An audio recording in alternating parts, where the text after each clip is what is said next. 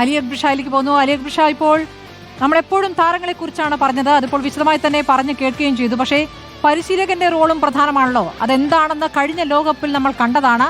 അർജന്റീനയ്ക്ക് ലോകകപ്പ് നേടിക്കൊടുത്ത പരിശീലകൻ ലയണൽ സ്കലോണിയും കൊച്ചിയിലെത്തുകയാണ്. തീർച്ചയായും ഞാനിപ്പോൾ നിൽക്കുന്നത് ഒരു മാസത്തിന്റെ ഇടവേളയ്ക്കപ്പുറം ലോക ഫുട്ബോളിന്റെ ചക്രവർത്തിയും പടയാളികളും പന്ത് തട്ടാൻ പോകുന്ന ആ കോർട്ടിലാണ്. ഇവിടെ നമ്മുടെ സ്വന്തം കലൂർ സ്റ്റേഡിയത്തിലാണ്. നമുക്കറിയാം, നമ്മൾ ഈ സീറ്റുകളൊക്കെ കാണാറുണ്ട്. ISL നടക്കുന്ന സമയത്ത് ഈ സീറ്റുകളിൽ ഉയരുന്ന ആവേശം, അലതല്ലുന്ന ആവേശം അത് നമ്മൾ കാണാറുണ്ട്. അതിനപ്പുറത്തേക്ക് ലോക ഫുട്ബോളിന്റെ ചക്രവർത്തിയും സംഘവും ഇവിടേക്ക് എത്തുമ്പോൾ, അവർക്ക് എതിരാളികളായി ലോക റാങ്കിങ്ങിൽ 25ാം സ്ഥാനക്കാരായിട്ടുള്ള ഓസ്ട്രേലിയ എത്തുമ്പോൾ ആ മത്സരത്തിൽ തീപാറും. അന്നിവിടെ ഉയരാൻ പോകുന്ന ആവേശത്തിന്റെ കൊടുമുടി എത്രത്തോളം ആയിരിക്കുമെന്ന് ഊഹിക്കാൻ പോലും കഴിയാത്തതാണ്.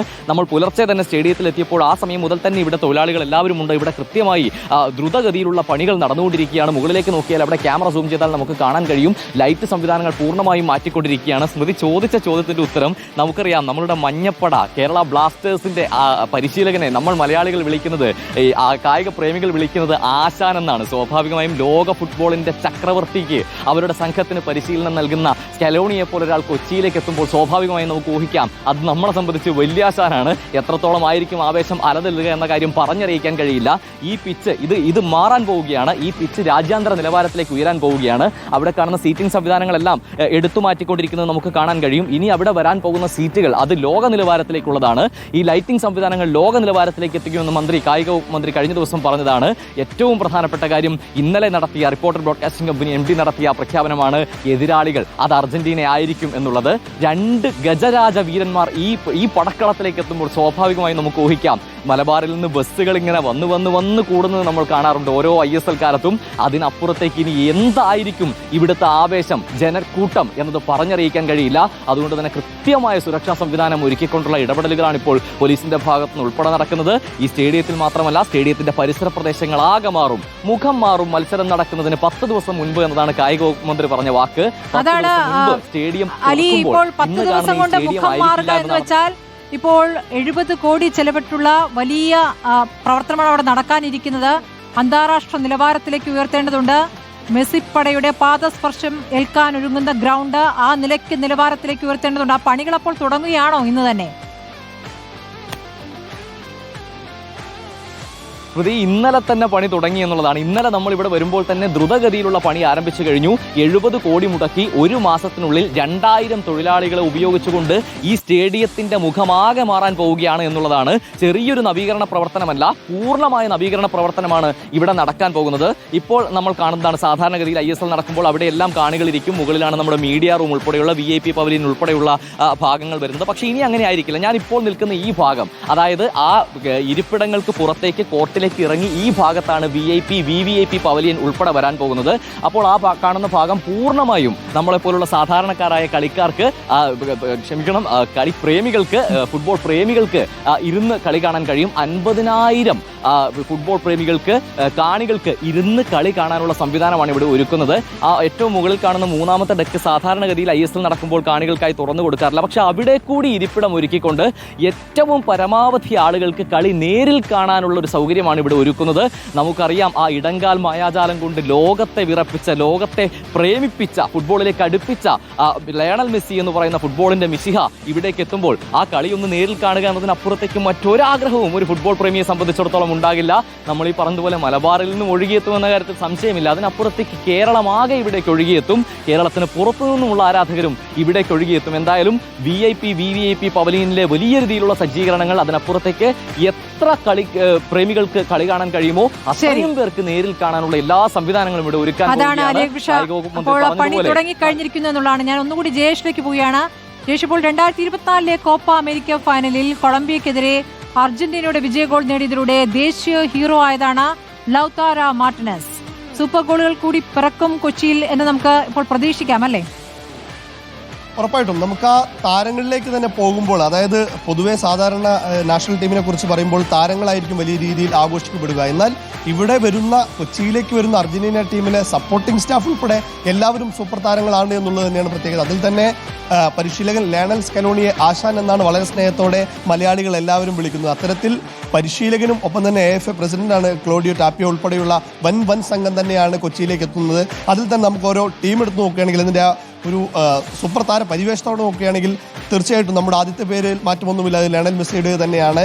7 മത്സരം കൂടി കളിച്ചാൽ അദ്ദേഹത്തിന് രാജ്യത്തിനായി 200 മത്സരങ്ങളെന്ന വലിയ നേട്ടത്തിലേക്ക് എത്തും. അത് ലോകകപ്പിന് മുൻപേ തന്നെ സൗഹൃദ മത്സരങ്ങളിലൂടെ തന്നെ പൂർത്തിയാകുമെന്നുള്ളത് തന്നെയാണ് നമ്മൾ മനസ്സിലാക്കുന്നത്. 7 മത്സരങ്ങൾ അർജന്റീനയ്ക്ക് ഇനി കളിക്കാനുണ്ട് ലോകകപ്പിന് മുന്നോടിയായിട്ട്. ഒപ്പം തന്നെ 112 ഗോളുകളാണ് ലയണൽ മെസ്സി ഇതുവരെ രാജ്യത്തിനായി നേടിയിട്ടുള്ളത്. ബാഴ്സലോണയുടെ യൂത്ത് അക്കാദമിയിലൂടെ തന്നെ ലാമാസിയിലൂടെ കളി തുടങ്ങി. പിന്നീട് ഒരുപാട് വർഷക്കാലം ബാഴ്സലോണയ്ക്ക് വേണ്ടി കളിച്ചു.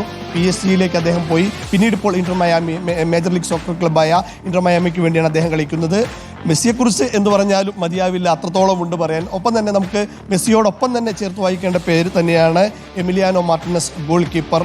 അർജന്റീനയ്ക്ക് ലോകകപ്പ് നേടിക്കൊടുക്കുന്നതിൽ ഏറ്റവും നിർണായക പങ്കുവഹിച്ചത് എമിലിയാനോ മാർട്ടിനസ് തന്നെയാണ്.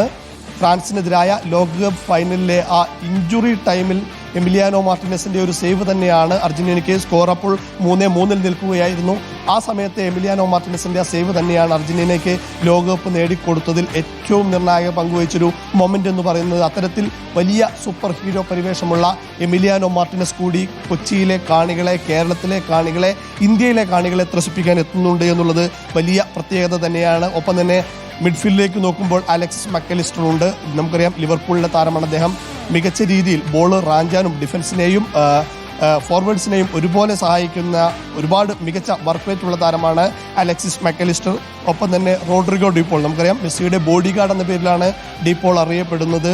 മികച്ച ടാക്കിളുകളിലൂടെ ശ്രദ്ധേയൻ തന്നെയാണ്. നേരത്തെ സൂചിപ്പിച്ച പോലെ തന്നെ ഡിഫൻസിനെ സഹായിക്കുന്നതോടൊപ്പം തന്നെ മുന്നേറ്റത്തിലേക്ക് പന്ത് എത്തിക്കുന്നതിൽ മിടുക്കനാണ്. മികച്ച ലോങ് റേഞ്ചർ ഷോട്ടുകൾ തീർക്കുന്നതിൽ മിടുക്കനാണ് റോഡ്രിഗോ ഡിപോൾ. ഒപ്പം തന്നെ ജൂലിയൻ അൽവാരസ്, അർജന്റീൻ ഫുട്ബോളിന്റെ ഭാവി എന്നറിയപ്പെടുന്ന താരങ്ങൾ തന്നെയാണ്. ഇപ്പോൾ ലോകകപ്പിന് ശേഷം മെസ്സി ഉൾപ്പെടെയുള്ള സൂപ്പർ താരങ്ങൾ വിരമിക്കുമ്പോൾ അർജന്റീനയുടെ ഒരു ആവനാഴി അവസാനിക്കില്ല എന്ന് തെളിയിക്കുന്ന താരം കൂടിയാണ് ജൂലിയൻ അൽവാരസ്. അർജന്റീനയ്ക്കായി 48 കളികളാണ് അദ്ദേഹം ഇതുവരെ കളിച്ചിട്ടുള്ളത്. 13 ഗോളുകൾ നേടിയിട്ടുള്ളത്. ഫിനിഷിങ്ങിലെ മികവ് തന്നെയാണ് അതിൽ എടുത്തു പറയാനുള്ളത്.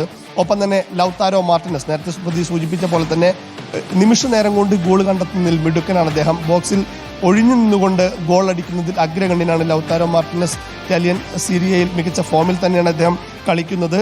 ഒപ്പം തന്നെ നേരത്തെ സൂചിപ്പിച്ച പോലെ തന്നെ കോപ്പ അമേരിക്ക ഫൈനലിൽ കൊളംബിയക്കെതിരെ ഗോൾ അടിച്ചുകൊണ്ട് അർജന്റീനയ്ക്ക് കിരീടം നേടിക്കൊടുക്കുന്നതിൽ നിർണായക പങ്കുവഹിച്ച താരം കൂടിയാണ് ലൗതാരോ. ഡിഫൻസിലേക്ക് നോക്കുമ്പോൾ ക്രിസ്റ്റ്യൻ റൊമേറോയുണ്ട്. അവിടെ സെൻട്രൽ ബാക്ക് മികച്ച രീതിയിൽ എതിരാളികളെ പിടിച്ചു നിർത്തുന്നതിൽ അഗ്രഗണ്യനാണ് ക്രിസ്റ്റ്യൻ റൊമേറോ. നിക്കോളാസ് ഓട്ടോമെന്റിയുണ്ട്. അർജന്റീനൻ ടീമിലെ ഏറ്റവും പരിചയസമ്പന്നനായ താരമാണ്. 128 മത്സരങ്ങൾ അദ്ദേഹം അർജന്റീനയ്ക്കായി ബൂട്ട് കെട്ടിയിട്ടുണ്ട്. മെസ്സി കഴിഞ്ഞാൽ അർജന്റീനൻ ടീമിലെ ഏറ്റവും സീനിയറായ താരം കൂടിയാണ് ഓട്ടോമെന്റി. ഒപ്പം ഗോൺസാലോ മോണ്ടിയൽ എന്നുള്ള പേര് നമുക്കറിയാം. ഖത്തർ ലോകകപ്പിലെ അർജന്റീന ചാമ്പ്യന്മാരായ ലോകകപ്പിലെ നിർണായകമായ അവസാനത്തെ കിക്ക് എടുത്ത താരമാണ് ഗോൺസാലോ മോണ്ടിയൽ. റൈറ്റ് ബാക്ക് പൊസിഷനിലാണ് അദ്ദേഹം കളിക്കുന്നത്. ഒപ്പം തന്നെ നമുക്ക് നിക്കോളാസ് ടാഗ്ലിയോഫിക്കോയുണ്ട്. പരിചയസമ്പന്നനായ ലെഫ്റ്റ് ബാക്കാണ്. പ്രതിരോധത്തിനൊപ്പം തന്നെ മിഡ്ഫീൽഡിലേക്കും പന്തെത്തിക്കുന്നതിൽ മിടുക്കൻ തന്നെയാണ് ടാഗ്ലിയോഫിക്കോ.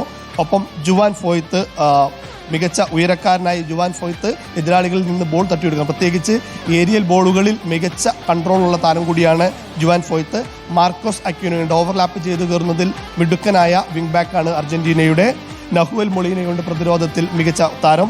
എസെക്കിയൽ പലാസിയോസ് വളരെ പരിചയസമ്പന്നനായ താരം തന്നെയാണ്. മിഡ്ഫീൽഡിലെ യുവതാരമാണ് അദ്ദേഹം. ജിയോവാനി ലോസെൽസോയുണ്ട്. ഫ്രീ കിക്കിൽ അഗ്രഗണ്യനാണ് അദ്ദേഹം. അത്തരത്തിൽ അർജന്റീന ടീമിലേക്ക് നോക്കുമ്പോൾ എല്ലാവരും തന്നെ ഇപ്പോൾ നമ്മൾ വായിച്ച താരങ്ങൾ കഴിഞ്ഞ് സബ് ലിസ്റ്റിലേക്ക് നോക്കുമ്പോൾ പോലും, നേരത്തെ ഞാൻ സൂചിപ്പിച്ച പോലെ തന്നെ ഡഗ്ഔട്ടിലേക്ക് നോക്കുമ്പോൾ പോലും മികച്ച താരങ്ങളുള്ള ഒരു വൻ സംഘം തന്നെയാണ് കൊച്ചിയിലേക്ക് നമ്മുടെ കാണികളെ ത്രസിപ്പിക്കാനായി എത്തുന്നത്.